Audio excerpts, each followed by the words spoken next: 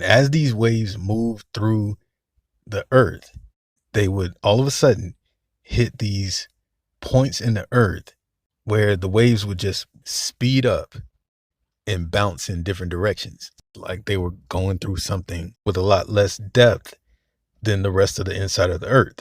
And so they call these areas seismic discontinuities. And these discontinuities sit between each layer. And when seismic waves hit these discontinuities, they don't move the way they would normally move through the rest of the earth. They end up bouncing in different directions instead of moving through the earth smoothly. And each one of these discontinuities transitions you into the next layer of the earth. That is, until you get to the discontinuity between the upper and lower mantle, what they literally call the transition zone. And again, this is an area between the upper and lower mantle where seismic waves move abnormally. And this area starts at about 410 kilometers down into the earth and ends at 660 kilometers. So basically it starts at about 254 miles and goes down as deep as 410 miles. And because it ends at that 660 kilometer depth, they also call this area the 660 kilometer discontinuity. And again, when they image the earth, they got a better idea of exactly where this region sits. And even though the average depth is at 660 kilometers, they were able to get more of an accurate measurement of the exact depth of where this thing sits.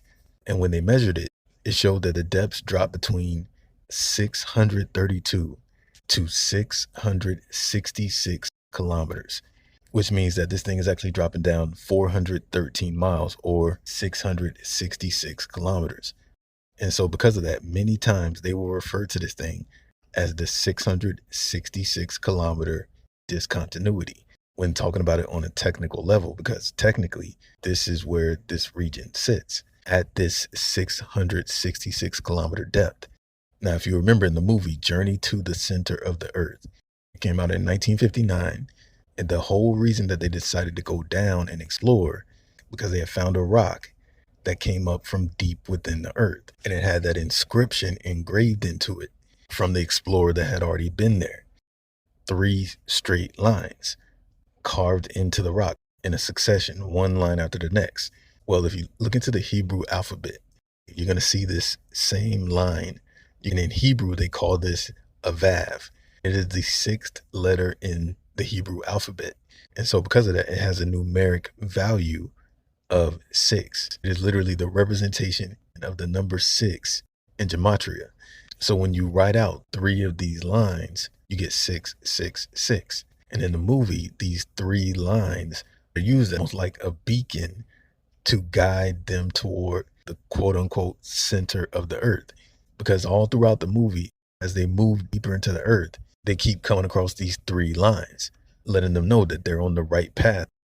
The closer they get to it, the more and more they see these lines, which again in Hebrew is going to give you 666.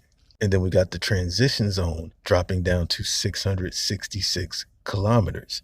So it's almost like they're saying this is the center of the earth, or the central point of focus inside the earth. And we got so many different people in the past saying that there are entrances deep into the earth at both the north and the south poles. And there's some evidence for this because